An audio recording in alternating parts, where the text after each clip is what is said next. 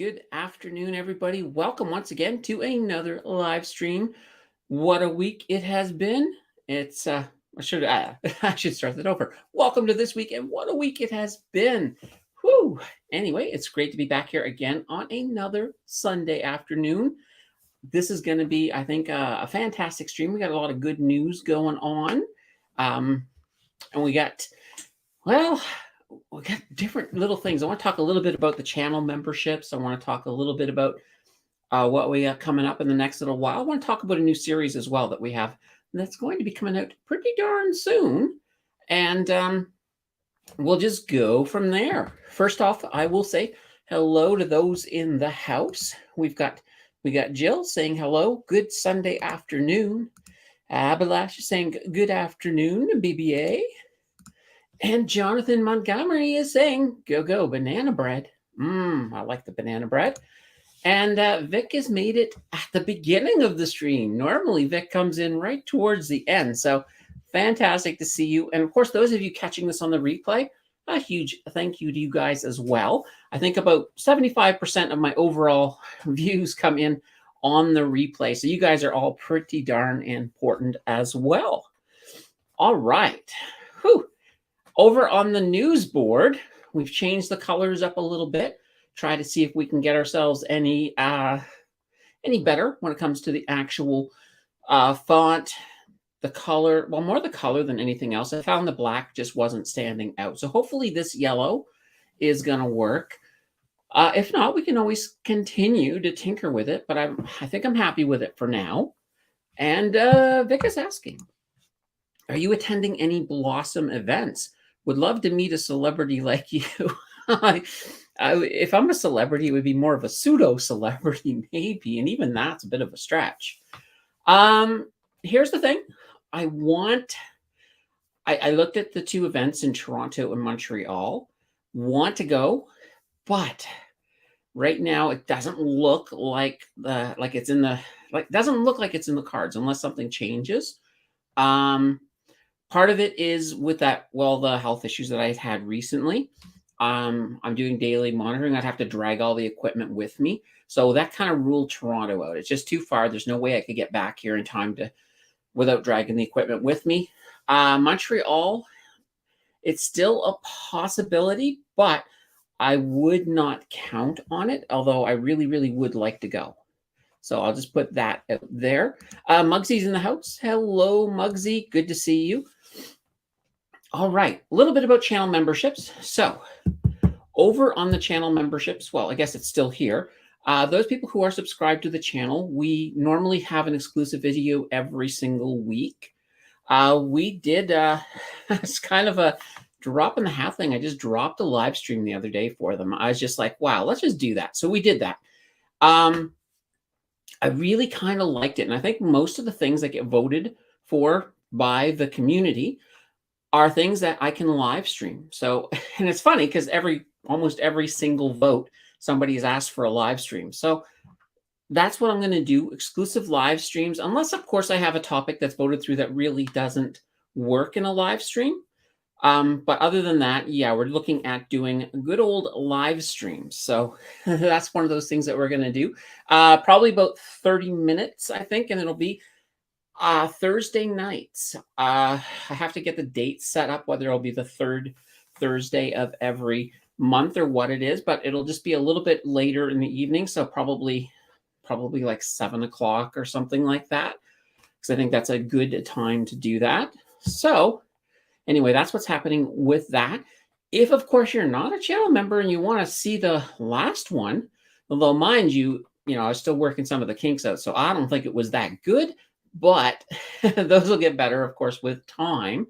Then definitely join the channel memberships. There should be at the bottom of the chat where you type in your stuff, there should be a little thing that looks like a $, or like a dollar bill. If you click on that, it gives you all the options, of course, to sign up for memberships. You also get tidbits on what I'm doing. So like all of the channel members found out about me selling off my YTSL just before the Tesla earnings, because I had a little bit of a bad feeling about those Tesla earnings. But we'll get into that that's actually on the list today of stuff we're going to talk about. So let's see here. Vic says, Brandon, Adrian, Tracy, got nothing on you. You the real deal. Scott, Create, Save, Invest has dropped off YouTube. Face purple crying. Well, Scott has not dropped off of YouTube from Create, Save, and Invest. He is, I believe right now, he's currently in the process of moving. So summer does tend to slow things down a little bit in the world of finance. So I think you'll see Scott back at it again in the fall, hopefully daily. I'd like to see that again. So, it was always fun. It was nice having him as a background every morning. I kind of miss that. Down in TSLA, so Tesla, yes.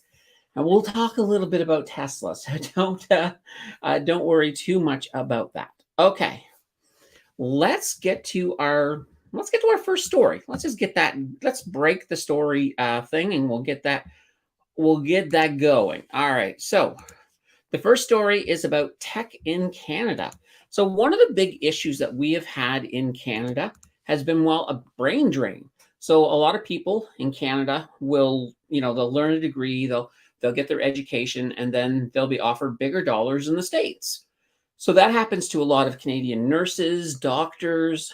Part of the reason we're in kind of the healthcare crisis right now is because of that brain drain. But now we're in a situation where things have changed. We've now got a lot more layoffs in the tech companies down in the States. As a result, Canada created this program. It's called H-1B. It's a visa program. So they opened up 10,000 spots for U.S. tech workers to come up to Canada and give them pretty much a very easy visa to get in nice and easily. Well, it was a success. The 10,000 spots, they had them filled in 2 days. 2 days, that's all it took. And that's a whole bunch of American tech workers now coming up to Canada. Now, hopefully they treat them right, because I know a lot of foreign workers that come into Canada with degrees, about 25% of them actually end up doing jobs that any old person could do with like a high school diploma. So, and the other thing too is we have a huge job shortage in the services. So I wouldn't mind seeing a similar visa like that for, Americans or whoever to come up and do some of those positions as well, because that would certainly help our overall economy. So that's what's going on with tech in Canada. So neat little story, good one just to sort of break the ice when it comes to our news today. And Wayne comes in, Tesla, never hold on into earnings. It paid off last Wednesday. It did. I made quite a bit of profit by getting out before earnings. Now there's been a couple times where I have held on going into earnings only because I had a really good feeling about them. But you got to keep in mind, Elon Musk can be a little bit of a wild card. When you're dealing with a wild card, sometimes even if everything should look good, they can still sometimes go horribly wrong. And we're going to sort of touch on that in a little bit as well. Vic says, heard Tesla shares turn over every month, meaning most hold for 25 days. So much volume buying and selling. Nice article in Barron's. Okay, I have not read that, but that does not surprise me. Well, I've not read Barron's. Abalash says, there is news that a lot of immigrants are leaving Canada due to expensive housing and lack of jobs compared to the USA. It will likely be an issue for long term. That is, right now, we're bringing a lot of immigrants in, but we don't have the housing. Our rents are going crazy because, there's more people than what we have to house them. So we have to basically start looking at really stimulating housing projects, get that up and running, because we really need to have places for people to live. Otherwise, what's the point of bringing in people? You don't want to bring in people and say, sorry, there's no houses or there's no places for you to live. So it is something we need to really, really address. And everybody knows that the housing shortage is an issue. What we need, and this is what I think has to happen, is that red tape. The government has got to start getting rid of a lot of the red tape. It takes forever to do anything.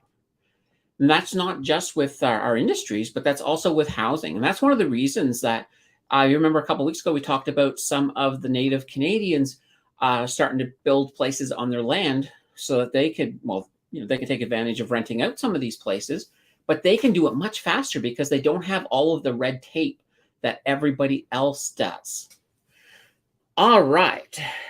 And let's see, Georgie asks, if you have a sec, can you please explain a little bit about the stop loss on the NBDB? So that's the National Bank Direct Brokerage. Every time I try to use it, I do receive an error and it's not triggering. Thank you. Okay. The problem with stop losses is that... Here's what I find. No, I'm going to take my watch off, or she's going to... I have a feeling she's in a mood to talk a lot. The problem with stop losses is that if a price moves too fast, it can jump over your stop loss. And sometimes that will cause it to simply not trigger. And that does happen. I've seen that happen on National Bank Direct Brokerage as well. It's not... I love National Bank's Direct Brokerage. When you do everything manually, it works fast. It's very easy to use. And you guys are going to get a chance to see it because that's where I'm going to be doing this new series that I'm talking about. So I do like it that way. But the problem is, so let's say, for example, you're watching a stock and it's gone up a little bit. So you bought in at $10. It's up at $10.05. So you're thinking, okay, well, I don't want to lose money, but I'm going to put in a stop loss at $10.03. So technically, if it's at 10.05, if it falls to 10.03, it should trigger it. And then what it should do is sell those stocks. Simple as that. But sometimes it doesn't do it, because what happens is sometimes it moves so fast, it gaps a little bit. That's one of the ways that can fail. So it may be at 2005, and all of a sudden it just falls so fast down to, like, say 10. Sorry, it was at 10,005 down to 10. All of a sudden, you're not getting that trigger, and then it will keep falling and your stop loss doesn't work. So don't rely 100% on a stop loss. They can fail. They're not supposed to, but they can fail. So I always say, if you're in a situation that you're doing, especially if you're trading for a living, you probably want to be very careful with things like that, because if you've bought a lot of that $10 stock and you want, you're sort of scalping it. So scalping meaning that you're, small fluctuations because you put a lot in, you're making a fairly larger amount of money. Well, that's fantastic. But if you're relying on that stop loss and it falls below, you can be losing a lot of money really fast that way. So be careful with not even just National Bank, but with any of them. If you're a person who wants to sort of set and forget, Desjardins Brokerage, they have a trailing stop loss. That's something where you could put it in and you could set it. So for example, let's say you buy it at 10, then you put your stop loss at, say, 9.98. And so when it goes up to 10.01, the trailing stop loss is no longer at 9.98. It moves up to 9.99. So it always stays two dabs or 2 points below, or 2 cents in this case. So that's one of those other options. Now, I have asked one of their input forms, I had asked and recommended that National Bank get a trailing stop loss because I think that's very, very useful. But so far, no luck on that. But anyway, yeah, I should really do a video on stop losses because I think people don't understand them very well. So that is definitely something. And Chad says, good day, Banana Bread Militia. Hey, Chad, good to have you in. We got Jay in the house. Say hello, Jay. It is good to see you. And 9 is in with Banana Bread Hathaway. Absolutely. 9 always has funny banana bread sayings. I love it. David says, did you hear about TransAlta Corp, so TA-T? They intend to acquire the remaining shares of TransAlta Renewables, so RNW-T. It does not already own for $1.38 billion. I heard about it. I haven't looked too deeply into it yet, but I think actually, when I was going and putting together the news today, I had seen that, and I was just like, don't have the time to dig too deep into that one right now, but I have heard of it. And Dave is saying, does that mean they would be buying out my shares? It depends. You'd have to actually read the way it's going to work. So sometimes what happens is when you take over a company, you may buy out all of those shareholders and buy all of their shares. So I would actually have to read the documentation on it to see if that's how they're going to do it or not. Sometimes what they do is they it's not that they buy out your share, they just lose their share and you gain one of theirs. There's all kinds of different ways they can do it, but if they are buying out your shares, they would buy it and all of a sudden that would just be dumped into your brokerage and then come into your account if that's the case. Let's see. Abelette says, I sold R&W shares when it went up $2 a share. Nothing wrong with that. Good amount of profit, right? Enid says, good morning, Candace, or good afternoon, Candace and all. Yes, absolutely. And we got a whole bunch of hand gestures here. And Mark says, good afternoon to all. And Darren says, hello. I just came across your channel and it's so informative. Yeah, I try to do that. Chad says, USA Fed now using XRP to settle instant transactions globally. Win for crypto.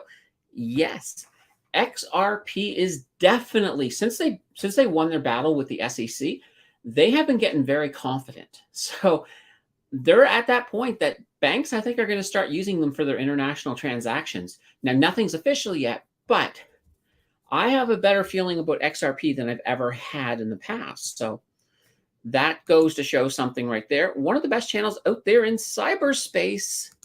Awesome. Yeah, I like that. Vic says, bought Tesla $269, but dropped more. Yikes. Yeah, it's here's the thing. A lot of the big Tesla fans think it's going up to 300. So if you're out on Tesla, I wouldn't take a loss. So if you're sitting in the red, I do think it's going to recover. And I think Tesla is one of these stocks that no matter how badly you think they're going down, it turns around. They always turn around and they always come back. So that's kind of that thing. Like, I have to wait 30 days now because of selling off the YTSL. But I'm going to certainly keep my eye on Tesla, and I may get in a different avenue through with Tesla, but it's definitely really good. I think it's a good company. Elon's a little bit out to lunch sometimes, but sometimes that out to lunch leads to some incredible innovation. So I certainly like Tesla overall. Let's see here. Vic is stroking my ego. He's saying, you'll find Candace to be a solid down-to-earth YouTuber. Yes. Although currently I'm sitting on the second floor, so I'm about 12 feet above the earth. Just to put that out there. Chad says, bought Tesla at 172 in the RRSP and then 260 in the TFSA. Oh, wow. I hope you bought a lot more at the 172 because that's a nice little entry point. Vic, don't rub it in, Chad. Happy for you, though. Muggsy says, good time to buy back in with Tesla. Maybe. I think, here's the thing. It's going to rebound. I think anytime you're going to, I would almost go with a DCA at this point. Like, let's say you wanted to put $1,000 into Tesla, maybe start putting in like $100 here, $100 maybe middle of the week type thing, and just sort of watch what they're doing, because I don't know how long it's going to take for them to turn this around. I do think I won't see some of the prices we're seeing now in 30 days. I think they'll be back to recovery at that point. Elon just misunderstood. Sometimes, yeah. I mean, Elon doesn't have a filter. So you know how when you're thinking, sometimes you think some crazy stuff. But you realize what I've just thought is pretty darn crazy. I'm not going to say it. Well, Elon will tweet it.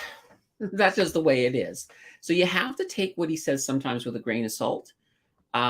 I mean, just the fact that he challenged, and we're not talking so much about the cage match, but he also challenged our good old buddy over at Meta to a measuring of a certain body part event. And I was just like, seriously, Elon, you should have kept that to yourself. But Elon is just that way. And you got to kind of, sometimes it's the fact that he's going to really sometimes think outside the box is actually really, really good for the company and for their products and for some of the innovations they've made. So you kind of have to take the good and the bad. Overall, though, I think the company is definitely in a good shape. Let's see. I'll just wait until the self-driving ramps up to the moon. Yeah, self-driving. And Mark says, I would need to DCA as I'm currently in the red 24%. Holy banana bread, Mark. Yeah, that's a little bit in the that's I'm assuming you're saying in the red with Tesla, or is that hopefully that's not your overall account. Vic says, didn't Trudeau box some senator? I don't know if Trudeau did or not, but it wouldn't surprise me. Trudeau sometimes Trudeau makes decisions based on, will that make me look cooler, than opposed to what he, sometimes the responsible decisions that adults need to sometimes make. Sometimes he lacks in that area. All right, now. Oh, just Tesla. Okay. Well, here's the beautiful thing. If you are DCAing in right now and you're already down 24%, it'll help lower your average cost base a little bit. So you'll be back into profit at a slightly lower amount than you would be if you didn't. So I'll put that out there. But you also want to be wary of over diversifying, because if you over diversify, and let's say we're all wrong and Tesla does decide to crash and burn completely, I don't see that. But if they did, you'd be hurt a little bit more. And see, I have just started to come into the green with all accounts since 2022 stock market decline started. Awesome. It's good to see the green.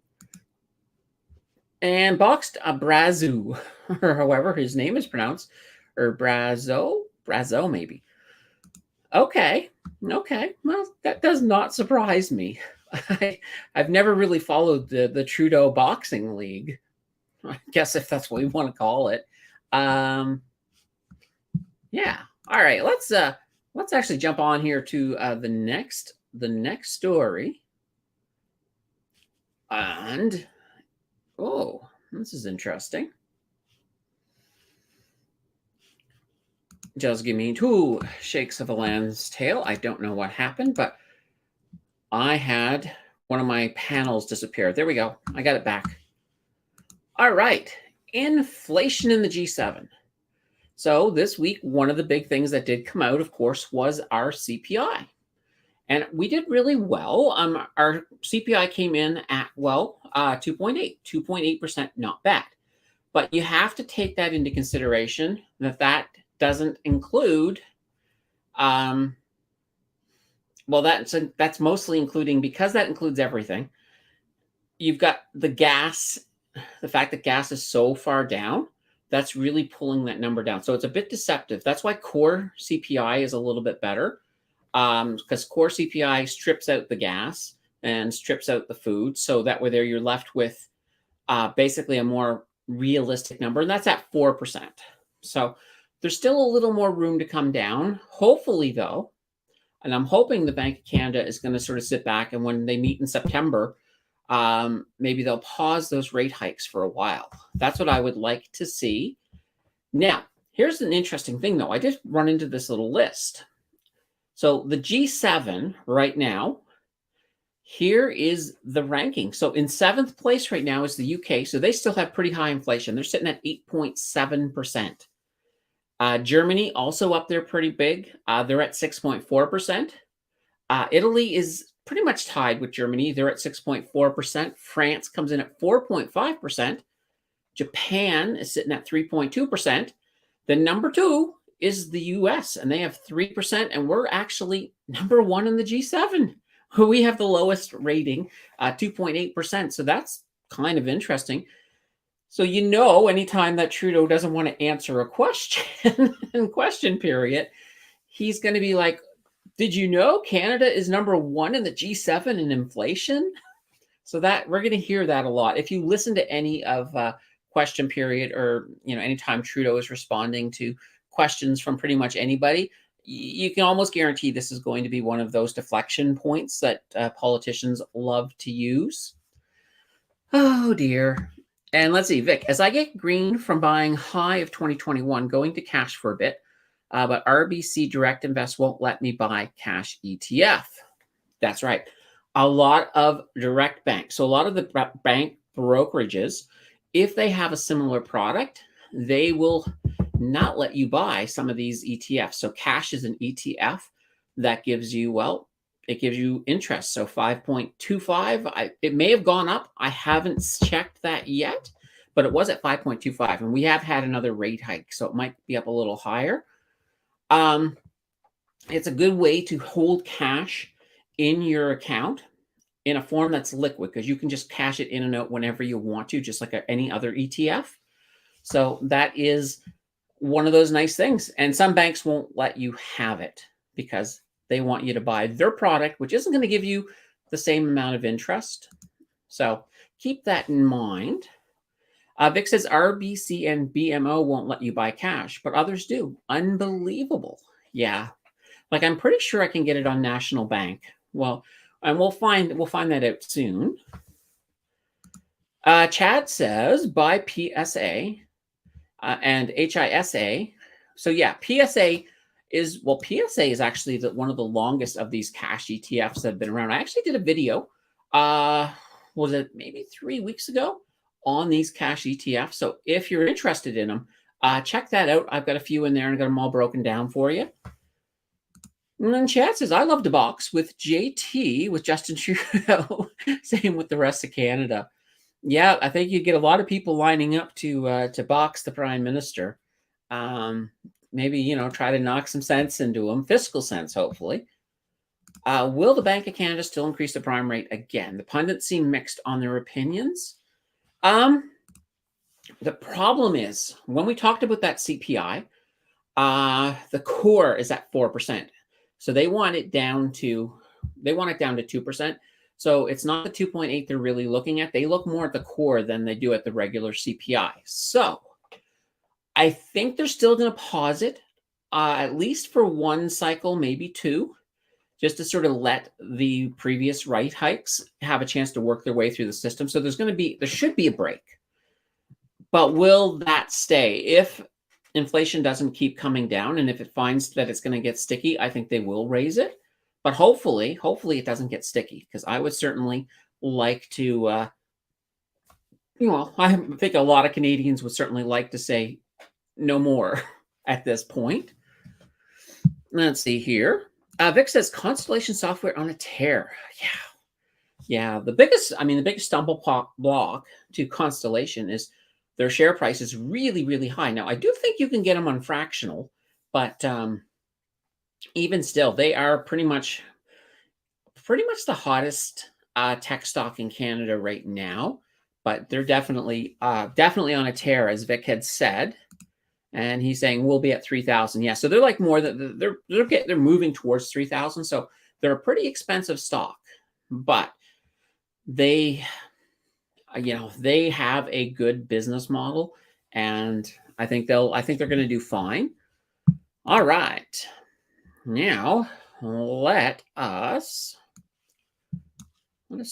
see there. There we go. It's working. Perfect. The good old technical difficulties. For some reason, each one of these boards, I have to upload them all. And I uploaded them all. I tested them. They were all working fine, but a couple of them disappeared. So I have to just quickly upload them as we're going. So if I pause for a second when I'm pulling up the board, that is why. Before we get to that story, though, Chad says, I don't think we'll ever be 2% again. Big pain for banks and homeowners that renewing their mortgages in the next little bit. There'll be more pain. Yeah, there's going to be a lot more pain to come. And yeah, you have to look at it. I mean, the interest rate that we had in the pandemic, that was a response to an unprecedented event. Well, technically not. I mean, we had the Spanish flu back in 1918. But here's the thing. It's never going to get down there again. even when even when we get to the point that we want to stimulate the economy and they start to cut rates, they're not going to cut them like a lot. Like, I think you'll be lucky to see below 4% again, to be honest. Um, it takes something extraordinary, I think, to get it lower than that. So we'll have to sort of see what is going to happen. And Vic is calling Constellation Software. He's calling them today's BlackBerry. Not bad.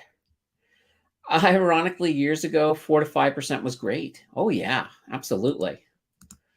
The plandemic, you mean? Plandemic, maybe. We don't know.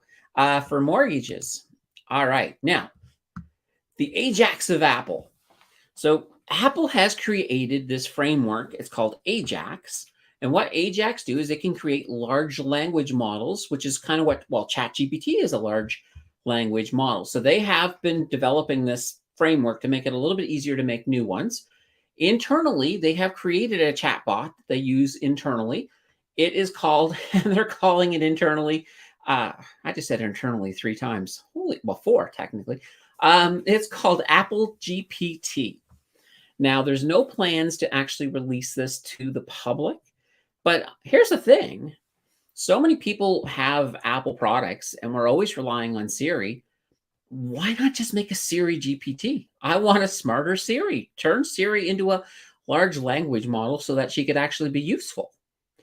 I think that would be kind of cool. Like right now, Siri, I know she's listening to me most of the time, except for now I've taken my watch off so she can't interfere with and start giving her 2 cents on the stream. But yeah, let her do it. That's what I say. Now, once the word got out about Ajax, it did actually pump Apple shares a little bit by like not a full percent, but 0.71% of a percent. So 0.71. That's kind of fun. All right, let's see here. And groceries are not going back down. Best case, prices hold or we pay $10 for a gallon of milk. Yes, that's the thing. The only way prices are going down is if the price hike right now is, for example, well, take wood, for example. Right now, some wood products are going up because of wildfires. That is a price that will come back down.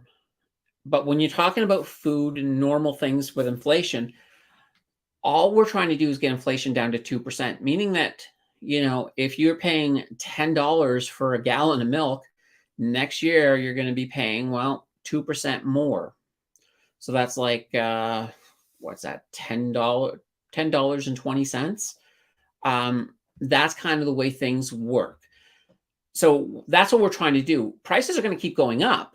Well, we want them to go up much, much slower. This is wages normally go up. Normally, wages and inflation are supposed to be matched. So they're going up at the same time.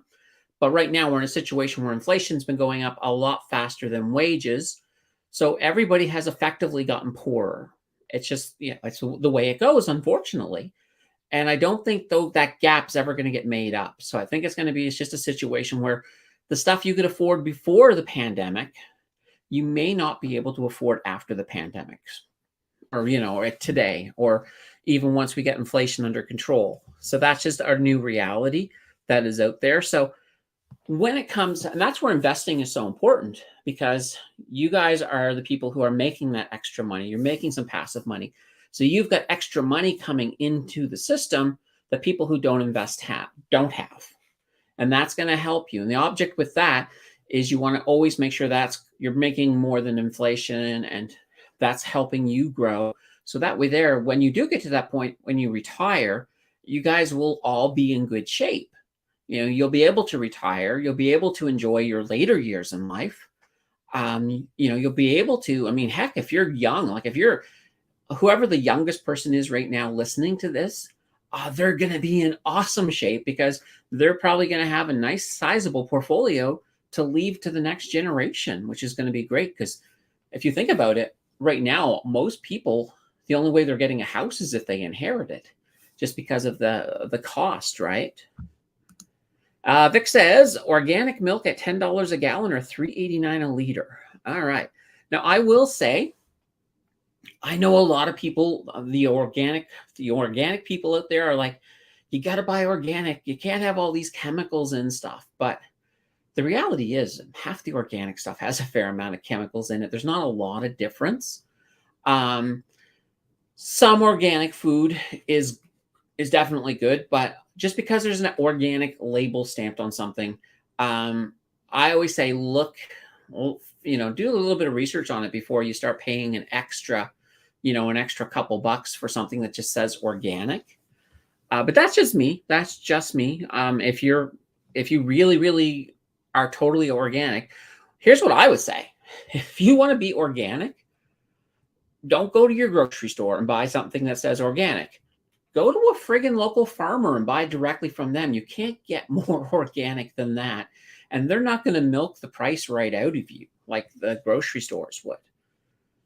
All right. Chad says, I pay $8 out here in rural Saskatchewan at the local grocery store. I take it that's for the milk. Yeah. Um, Lisa's in the house. Hello, Lisa. Good to have you. Whoa, I sort of jumped over Chad. Or drive 75 kilometers one way to the biggest town near me for cheap food. Okay, so yeah, in Chad's situation, 75 kilometers, you're probably going to pay more for the food anyway. Because if you think about it, if there's no food near you, they have to ship that all in, and that's going to add to some of the prices. So there's not much you can do. And Vic says Ajax is another unaffordable bedroom community east of 416. That's right, Ajax, Ontario. I've heard of that. I have heard of that. I think there's actually, I think there's a train at Ajax that you can take into Toronto. I think it's just close enough for that, but I could be wrong on that. Let me know, Vic, if I'm right. Chad says, left Ontario back in 2008. Best choice I made. Absolutely. Living in the prairies, I imagine living in the prairies would be awesome. I mean, you have to get a little bit used to the winters, but keep in mind too, it is a drier cold. So as long as as long as you bundle up, you should be fine. Plus, you'll probably see the northern lights when they actually happen. Here, there's so much light pollution. I'm lucky if I can see stars. Chad says, save, save, save, and invest. Get rid of debt. Yeah, absolutely. David works with pesticides for the old job.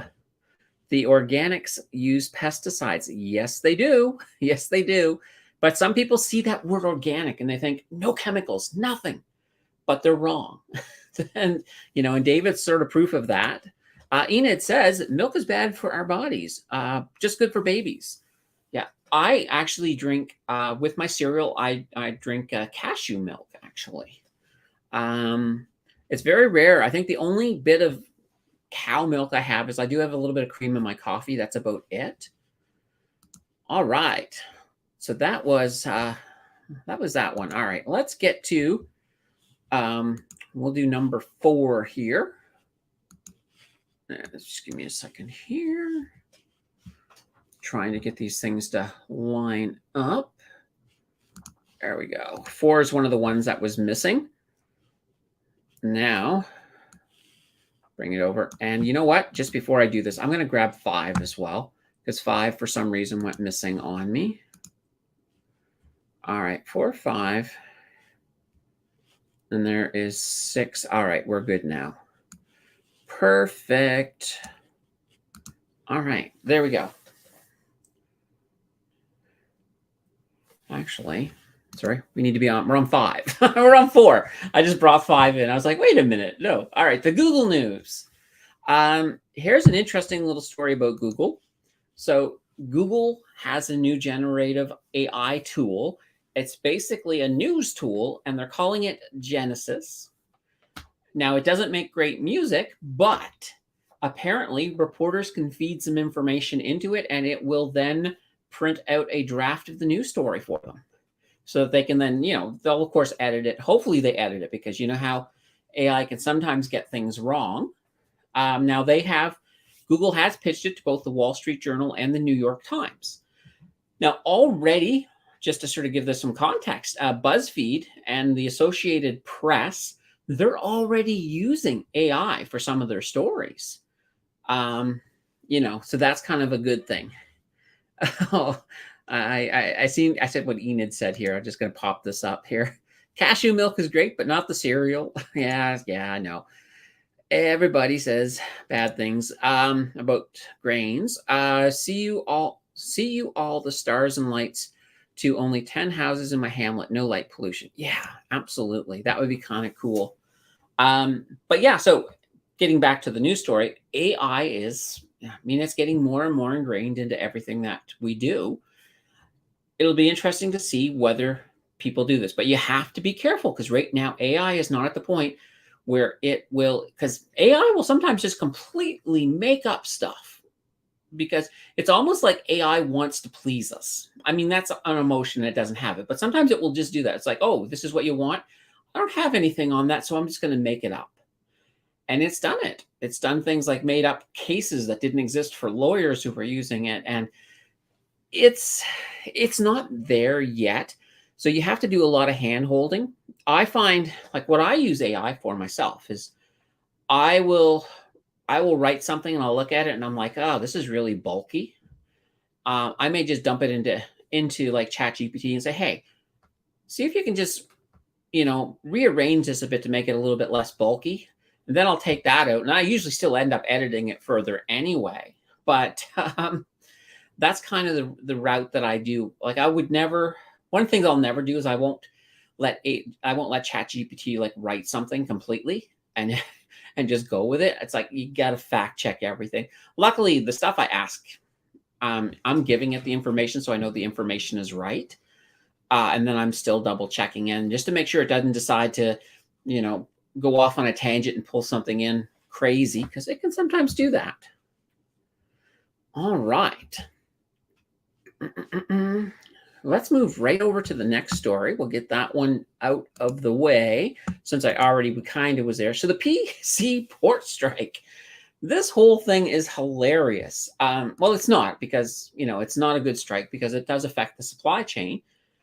But they went back to work last week and over on their tentative deal, and then they went and rejected that deal. So they let them know what they're like. Okay, well, we're going to go back on strike on Saturday, so technically yesterday. But this time the government stepped in and said that would be illegal. You have to provide us 72 hours notice of a strike. So then they were like, oh yeah, that kind of would be illegal. Okay, we'll just continue our negotiations for now. So that's now where we're at. There are negotiations still happening. The workers are still working, which is good.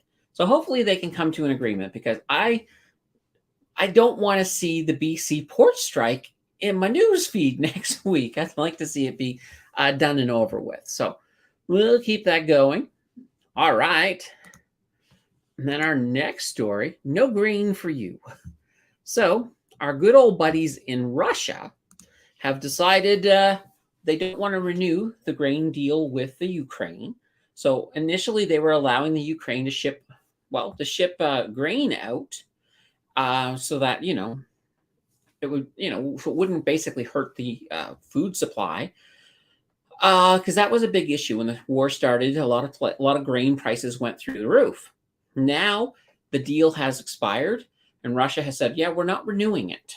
In addition to not renewing it, they've also kind of, fired a few missiles into the ports, and they've also kind of insinuated that if foreign ships come into those ports, they're fair targets. So that's not a good thing. Yeah, and Chad's saying, yeah, Russia shut down Ukraine ports as well. Talked to a local farmer. Wheat was $13 a bushel. Now it's $20. Yeah, so the price has gone up. So those of you who are into companies like Nutrien, their share price may have a chance of going back up. So that's something to sort of pay attention to. If you are a Nutrien holder, you may be moving into the green, maybe the grain too, but you're going to head into the green pretty darn fast. So that's kind of a neat little thing. All right, let's just zip out the last of this new stuff here. So we also had the Tesla earning report, of course. Here's the funny thing about Tesla's earnings. The earnings report wasn't that bad. It wasn't great, but it wasn't that bad. their revenue was actually up, but the problem is because Tesla did all of the price slashing, revenue was up, but their actual profits were down. And that's what really sort of bugged people. And I watched in the after hours after the earnings report, I was just watching the price of Tesla fall down. And there was that massive drop in value for that reason. Now, it was funny. Now, I did sell. And like I was holding YTSL, which is the purpose high yield version of Tesla. And I had a bad feeling about that, the earnings report. And I don't know why. It was more instinct than anything. And I looked on the day of the report. Because the report was going to drop at closing. I actually looked and I said, okay, well, you know what? If I sell this right now, I'm $2,000 in profit. So, and I had a feeling that by the next day I wouldn't be $2,000 in profit. And I was right. So, I did sell it. I know a few people over on Blossom were like, "Oh, it's going to 300. You may have made a bad move." But I stood by it. I look at it this way: when it comes to taking profits off the table, even if you're wrong, it doesn't matter. You took profits off the table, so you've still won. And that's kind of the way I looked at it with Tesla. And in this case here, it did turn out that I was right to take what I took. Because I look at it this way: the amount of dividends that stock pays to make up the $2,000 in profits I took off the table, I would have to hold that stuff for quite a while. So I'm not even remotely upset about making that move. But that's the whole thing. So two ways you could have found out about that, of course: channel memberships, or if you subscribe to me on Blossom. So I always have a link down below for Blossom. If any of you are not on Blossom, holy banana bread, get your butts over there. Just download the app. It's free. You can follow me. You can see what I'm doing. You can talk to me directly if you want to. It's all that fun stuff. And plus, almost all of the big financial Canadian YouTubers are on Blossom. So it's definitely a huge and fun place to be. So yeah, let's see. I want to see you all on Blossom. And when you get over there, follow me. I'll follow you right back because, it's pretty darn cool. All right. Let's see here. Where am I at? Right here. So next year, us, the consumer, will feel the pain at the grocery store. Yeah, absolutely. There's going to be so much pain coming down the line for regular Canadians. It's just unreal. Everything from this carbon tax, because the carbon tax is, people are thinking, okay, I'm paying more at the pumps. Yeah, you are, but all of the truck drivers are paying more at the pumps. All of the people transporting food are paying more at the pumps. That's all going to come back. And what's going to end up happening is that you're going to be paying for your carbon tax. You're going to be paying for the carbon tax on the food that's being, transported to the grocery stores. So it's all going to really, really, really add up. So once again, it's a situation where I don't know why the current government didn't just sort of say, okay, let's maybe step back with this carbon tax right away. But right now, here's the other thing too. Yeah, there's all kinds of crap going on when it comes to the climate. I mean, I've never seen a year like this. We've had wildfires like crazy. And if you guys seen what happened in Nova Scotia on the weekend, some parts of Nova Scotia got almost 300 millimeters of rain in less than a day. That's just absolutely craziness. So there's all kinds of stuff going on with the climate. So if the Liberal government currently, if they're really, really sticking to the carbon tax, I hope that money is going to the environment and not to, let's say some friend of the Liberal Party or something like that. And not to point out the Liberals, I just want to say that all government parties, they tend to, when they're in power long enough, they tend to get a little bit cocky. We've seen that I've seen that in conservative governments and Liberal governments, never NDP, because they've never been in power. So just one of those things to keep in mind. So Chad sold his Nutrien for $103, and it's in his radar again, back down at $80. Yeah. I would say that's I would say you might even see it get back up to 103 eventually. So that's not a bad thing to keep in your radar, Chad. See, Tesla is the only EV company making profit before the slash was like 9,500 per unit. No other EV company is making profit. This is the reason I sold my Ford stock before they slashed their price. Yeah, and they did. Ford, let's see, the F-150 cost Ford money to sell them at a loss. And I think that's true. It's interesting too when you've got all these other companies, these car companies, starting to use the Tesla charger. I mean, that's one, it's saving them money because they don't have to develop their own. But that's really helped Tesla as well. So that was one of the things that did surprise me a little bit with the Tesla earnings is that I really thought they might that might help them a little bit, but it didn't seem to. Let's see. Lisa is addicted to Blossom. Yeah, yeah, absolutely, and so is Enid. You can keep pointing out the fibrils. The fibrils. That's funny. Chad says JT skims off the top of this carbon tax for administrative fees, goes right back to his pocket. There we go. And that's one of those things I didn't want to see with a carbon tax. We'll have to see what happens when we get a change of government in 2025. Let's see. The USA has no carbon tax. Same with Mexico. And yeah, that's the exact same thing, Chad. It's so important to you. You said it twice. Awesome. All right, we got one last story, and holy banana bread! It is actually, believe it or not, it's a funny little story. Barbie profits. So a couple of movies hit this weekend. One of them being Barbie, based off of the doll, and the other being Oppenheimer, based off of the Manhattan Project.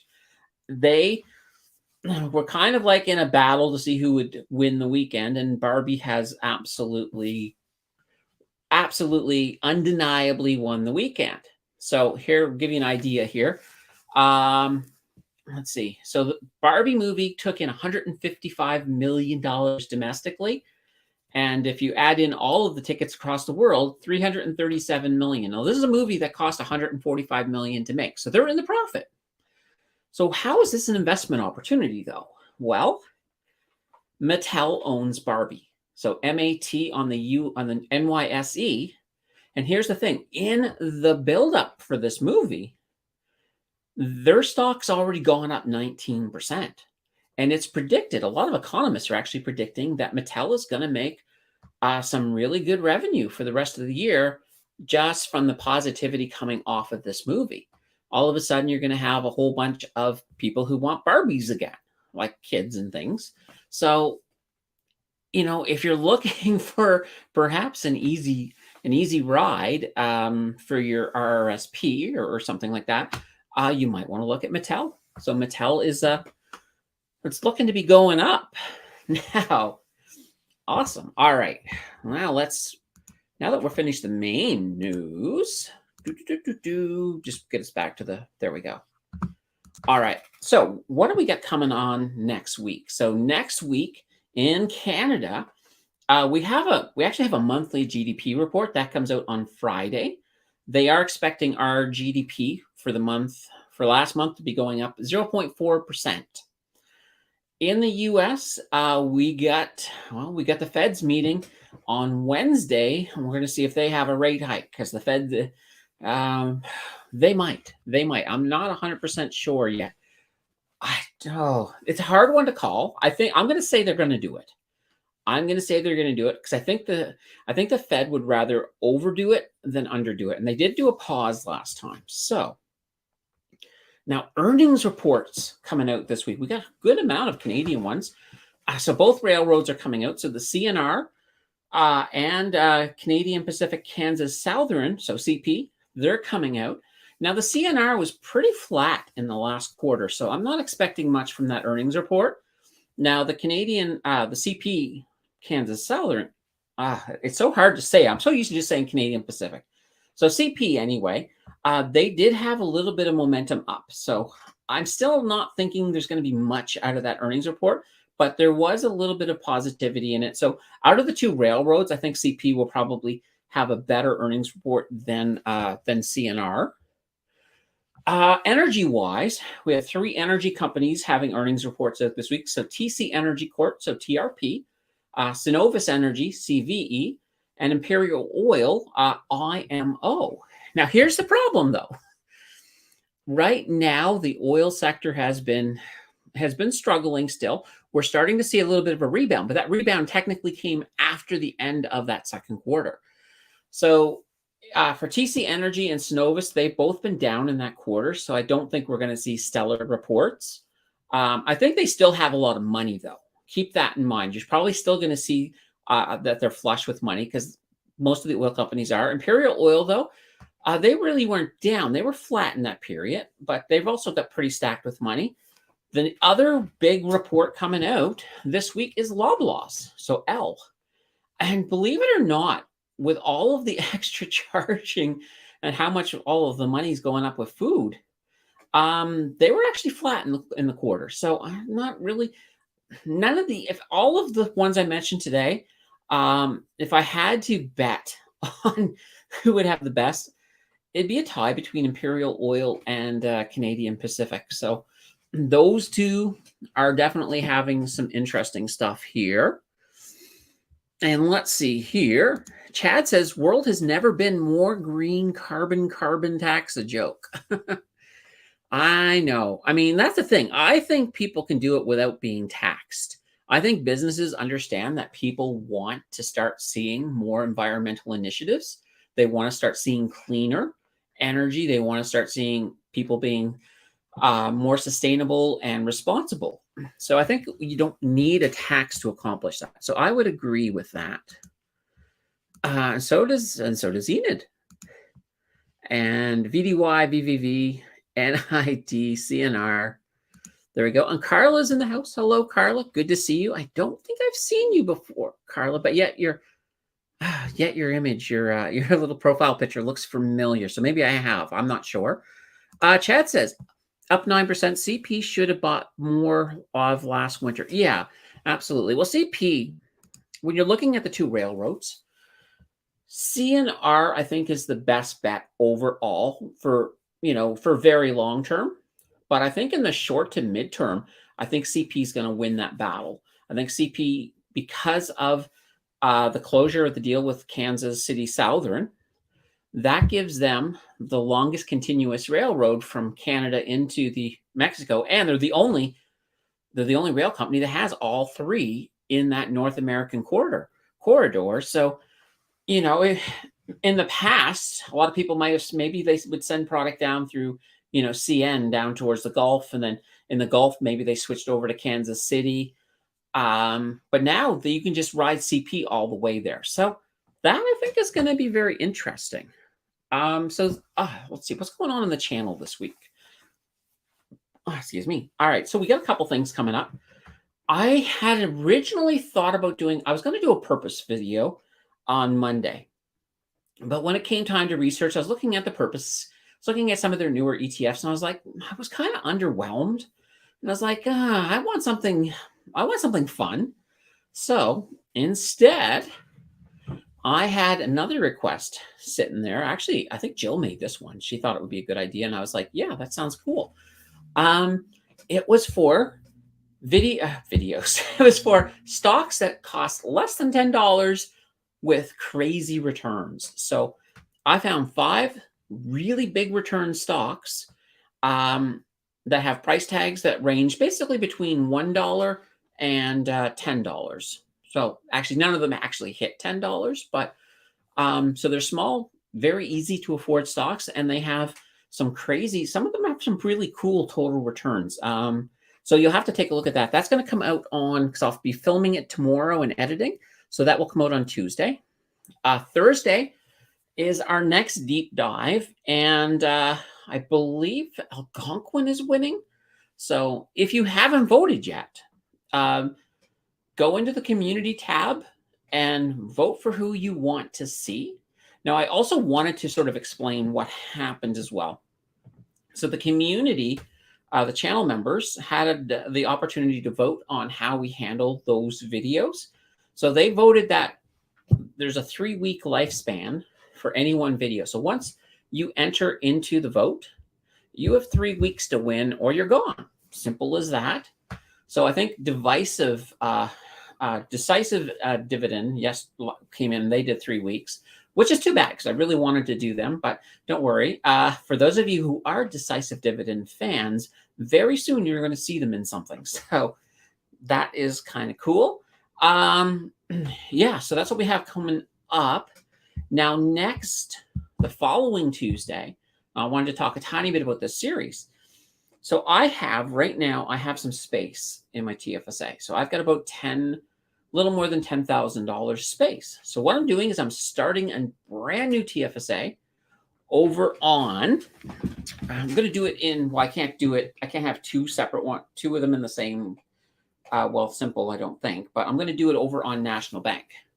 So I am going to put in $333 every month, and we're going to build it from scratch. So we're going to sort of analyze and sort of look at how you should maybe approach it as a beginner, and or at least how I would approach it as a beginner. And we're just going to build it from scratch, and we'll build it up. We're going to see if we can do a bunch of statistical analysis and see if we can actually see the very beginnings of a snowball happening. So, and I think that's going to be all really exciting. And we'll do 333, and we're going to keep this going even into the new year. Because I know with my TFSA in the Wealthsimple, there is a big expense coming up down the road. So I'm going to have to pull a big chunk of cash out of that anyway. So that's cool. But we're going to build this up, and I think it's going to be really, really cool. And I think we're going to have ourselves a whole bunch of fun. Now, let's see here. Let's get back here to the list. All right, so let's see. Enbridge down to want to sell, but it's a juicy dividend. Yeah, it's a really nice dividend. And keep in mind, oil will rebound, and especially if you have a oil company that is, what's the word for it? Looking towards renewables.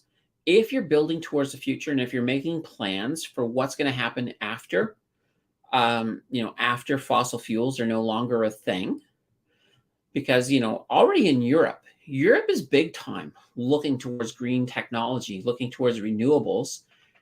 And a lot of it too is, Russia has helped with that because of all of the disruption that the war in Ukraine has caused, have sort of pushed a lot of that stuff forward.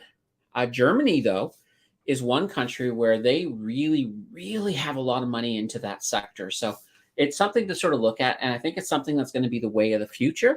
So you kind of want to be able to, you want a company that is looking at that and has at least been putting money into that development. If you're investing in an oil or an energy company and they're not even caring about renewables, then keep in mind that investment, you're probably not going to have it there for long. You can ride anybody up technically and then jump off. But if you're looking for long-term investment, you want to make sure that they're doing stuff. So companies, for example, Enbridge is certainly doing it. When you're looking at energy and utility companies, Fortis, another one that's also good that way. So, it's just a couple of things just to keep in mind. Let's see here. Algonquin sucks. Sold all 110 shares, way too much debt, and the PE ratio sucks. Yes, I did Algonquin deep dive on them. Oh gosh, probably about 6-7 months ago, maybe. And it wasn't good. This is before they fell. I kind of predicted they were going to go down. Some people gave me flack saying, no, they're going to be fine. It's like, yeah, okay. So I'm not expecting, if I'm doing Algonquin again, and I do whatever the vote says, sometimes I may do a company that I'm thinking I would never pick that company to do. But I love giving the community a voice, and I love the whole democracy part. So I'll do whatever you guys want me to do. And that's just the way it goes. Let's see. Looking forward to the new TFSA. Yeah, me too. I cannot wait. Like, I've already moved. I got the $333 sitting there. And why 333? Because I like the number 3 and I like repeating numbers. So I was like, let's just do 333 each month. And the nice thing about that is that means I can go through the rest of the year and not have to worry about running out of space. So, and Chad can't wait either. Yeah, this is one's going to be fun. It's going to be a lot of fun. Thanks for your time and effort. Yeah, absolutely. That's what I'm here for. I mean, it's one of those things. It's like it takes a lot of time to run a channel and to do all the research and do everything. And I don't, as much as people might think, I quite literally make about $150 a month. That's what I'm being paid to do this full-time job. So I'm making a lot less than minimum wage for sure. But it's still worth it. I still enjoy doing it, and I still enjoy growing. Now, obviously, when we get much bigger, I'll make a little bit more once I start bringing in sponsorships. But I've also looked at this way. I have turned down sponsorships because you know how that comment earlier, I think Vic said that I'm really down to earth. Well, I'm like that with sponsors too. If you come along and you've got something that I'm not comfortable standing behind, or I don't think it's something that would benefit the community, I am not going to sell out. I will not do it. I don't care. Somebody could come and say, look, here's $30,000 if you sponsor this crypto coin. And I'll be like, what? What crypto coin? If it's not Bitcoin, I'm probably not going to sponsor it. It's just one of those things. I just will not do it. Do you think Algonquin is a good buy now around $11? Well, you're going to have to check out the deep dive on that, Abalash, because I haven't done the research yet. So I don't want to say yes or no without doing any more research. The last research I had was that they were going down. I don't know yet if they're still going further down. I do know that there's been a lot of mess with their dividend. And I think for a lot of people, especially people who are looking for solid passive incomes, then they're probably not a good buy at the moment, but we'll have to see. And 9 says 3. Oh, nice. Throw 2 more of those together and we have you. 3 threes is 9, right? Chad says, fossil fuel not going anywhere. Way too much plastic in this world we call Earth. Why I like the company ticker ACT, Enduro Clean Technology, to recycle 4 plastic into biofuel. Yeah, absolutely. The oil is not going anywhere. There's going to be a lot of countries using it. Heck, countries like China, even though China uses like liquefied natural gas, well, it's liquefied for transport, but once it gets there, it's turned back into regular gas. They use that for some things, but they also still burn coal, which is pretty much the dirtiest fuel out there. So, the world will change, but it is going to take time. Right now, our actual electric grids couldn't actually support everybody going 100% electric. It just, it's going to take time. So that's why these things are still profitable. You're still going to make a good amount of money off of energy and off of oil and gas. But usually you have to ask yourself, and some people are like this. Some people are like, okay, well, I don't like what they're doing to the planet, so I can't invest in it. And there's nothing wrong with that. That's why we have ESG ratings, and that's why we have different ETFs that will help you. Like Wealth Simple, for example, has an ETF, like a green one, which is fantastic. But at the same time, somebody's going to buy it. It's going to make money. If you're that worried about making a whole bunch of money off because it's off of oil, well, then take a portion of that money and go plant some trees. Just a thought. But I do respect if that is a fundamental part of who you are, then absolutely 100. I respect that 100%. Just want to put that there. I don't want to think that I'm putting you down or any way, shape, or form. I totally respect, people who want to be fully green. We're just not there yet that everybody can be there. The planet can't. Well, it's not the planet, but our own architecture can't support it yet. Hopefully someday, though, the world will be green. And let's see here. I bought AKN at $10.25 a share, sold at $11.50. So profit. Gotta love that. And yeah, absolutely. Some sponsorships are absolutely toxic. And I will not bring a toxic sponsorship into the channel for sure. Lisa says, I love your channel and appreciate all the effort you put into it. Thank you. Thank you. 333 is the Jesus number. Oh, is it? I did not know that. All right. Well, that's kind of cool. But I also like, I mean, I also like 777 too. And, triple nines is a good number. But anyway, 333 is that number I settled on. Never quit what you were doing, Candace. You are the best on, whoops, there we go. You are the best on YouTube. Oh, well, thank you. I will endeavor to keep on providing the best. And Chad seconds that. And Lisa says, Aduro. Ooh, Aduro. I like Aduro. I don't know what it means, but I like it. Chad says, never sell out. Stick to your guns. Yeah, absolutely. Let's see. Can eligible dividends go negative for taxes, or does it stop at 0? It does stop at 0. They won't let you, like, you can never get a point where you're going to have a credit from something like that. It just doesn't work that way. However, depending on what you're looking at with taxes, like if it's a loss, so we're not talking dividends per se, but let's say, for example, you had some capital losses, you can carry those over, but not dividends. Dividends will never go negative for you, unfortunately. It'd be nice if they would, though. And Chad says, CMC do the same with old railroad ties and used car tires to biofuels, 0.04 copper or cents a stock. Yeah, that does not, that makes sense. So company is out in Alberta, CMC. I'm pretty sure I have seen them before. I just don't, I don't know if I've ever covered them. There we go. Just move something off my screen that popped up. So CMC. So 777 is God's number. Holy banana bread. I got to keep track of whose number is whose. Yeah, that's kind of cool. Yeah. So if you guys got any further questions, drop them in, because we're done the news. We're just here for you guys. So throw your questions in, because we are kind of winding down. So what else is going on? Let's see here. Oh, here we go. Let's say you are 27 years old. Okay, sure. You're going to invest $100 a month until retirement.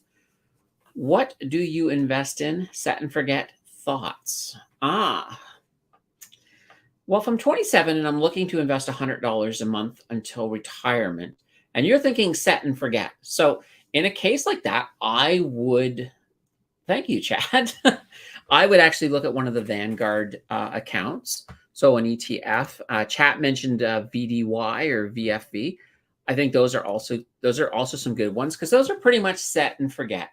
They're gonna continue to grow, and every month you're just putting your money in, adding more. You don't have to worry about it. They're being actively managed, of course, by the good old people over at Vanguard. Vanguard has been around for a long time. So, I mean, they used to be mutual funds before ETFs became the rage. So I would definitely, go with a Vanguard in a case like that. And the other thing too is, because you might be thinking, a lot of people know how much I love Canoe. The only reason I wouldn't say, oh, just buy Canoe and forget it, is you really want that diversification that you have in VDY or VFV.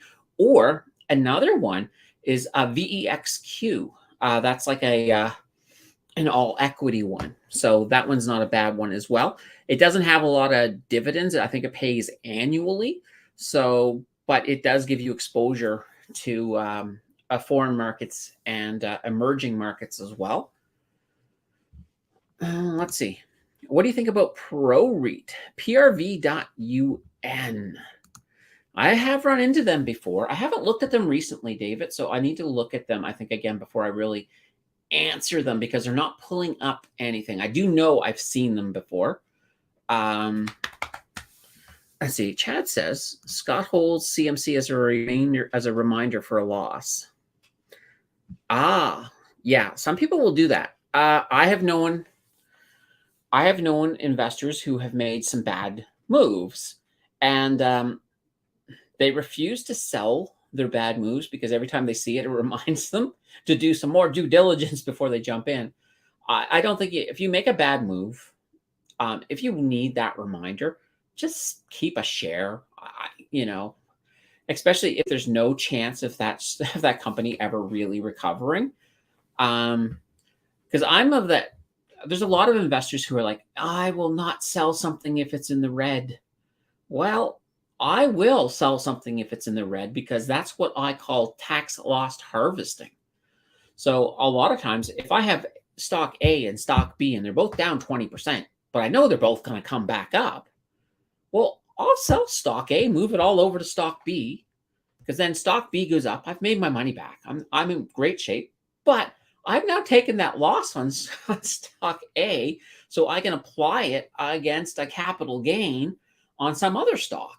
So, I'm very logical when it comes that way. So I think it's just one of those things that you have to sort of play a wider game sometimes, especially if you're in that situation. Now, if you're just investing for retirement and you're just dropping stuff into your TFSA, then you don't have to worry at all about, all of the crazy stuff like tax loss harvesting, for example, because you're not going to do it at TFSA. You don't need to. But if you've ever grow outside of your TFSA and you've got stuff that's in non-registered accounts, so in a personal account or a cash account or a margin account, then you may be in a situation where you want to start looking at that. All right. Let's see. TELUS or BCE Bell Canada, a buy or hold off. I have them both right now on holds. I don't have them on buys for one reason, and that is I think we still haven't seen the full fallout from Shaw and Rogers, and they had to sell off, of course, Freedom, and that went to Quebecor, and now Freedom has started offering plans across the country. So I think we need to sort of let that play out before we know how this is going to happen. So I wouldn't sell, but I also would be kind of hesitant to buy. But I mean, if you're really into them, I mean, DCAing isn't probably going to be too bad of a thing anyway. But personally, I'm a hold. I have TELUS. I'll hold on to those stocks, but I'm not going to buy any or add to them at this moment. I do SCHD. Yes, that is another good stock. I actually think that's in my pool. I think somebody wanted me to do a deep dive on that one. Yes, SCHD, a great 1-2 on a tear. Let's see, Tim, VDY pays monthly dividend. Yeah, it does. Absolutely. What do you think of the all-weather portfolio? I wouldn't hold that much fixed income. Yeah, you have to sort of look at fixed income. Sometimes if you're getting old and you're heading into retirement, a certain amount of fixed income does make sense. Now, I don't think you need to have as much as they used to say. Like there used to be, they used to think like your account was almost like 80% fixed income at one point. It's come down quite a bit since that. I don't think you need a lot. It depends too on your knowledge level. If you are, let's say you've been with this community, and now when you head into retirement, you're probably not going to need that much fixed income because you guys will know what you're doing. So that's a good thing to sort of keep in mind. But any portfolio that tells me I have to have a specific amount of fixed income, and that amount of fixed income, it's going to change. Like I think it's going to change depending on the situation. So let's just keep that in mind. Do you think CSU is overpriced? I think it's expensive. I wouldn't call it overpriced, though. I would love to see them do a stock split just to start bringing those prices back down a little bit. But I think at the same time, they kind of know what they're doing. And they know that the people who do hold their shares are long-term holders. So I don't think they care per se. But still, it'd be nice to have, or even if they came up with a B class share at a little bit cheaper, sort of like Berkshire Hathaway. You've got the .B that you can get it for like $300 and some odd dollars. So that's a little bit better. All right. Now, thank you from the Danters. I was going to buy 1 share of CSU because can't afford more now. Is it worth it? Um, it's not gonna go down. It will go up, but you have to look at it this way. If it goes up to 3,000, you're gonna make a little bit, but with that same amount of money, you can probably make more in a cheaper stock. But it really boils down to if you really want that exposure to technology and you really want that, I mean, I consider them blue chip. If you really want that security, then sure, go for it. But I probably wouldn't, just because I know I can make more money with other stocks. And Chad says, I don't think CSU is overpriced and will continue to rise. I think as they always buy out their competition, acquire new frowning companies. Yeah, I mean, they're very well managed. So, I would say that Chad is right. Absolutely. Yeah, fractional shares.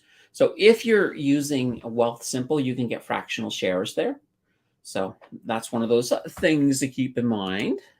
Thanks. And then, all right, let's see.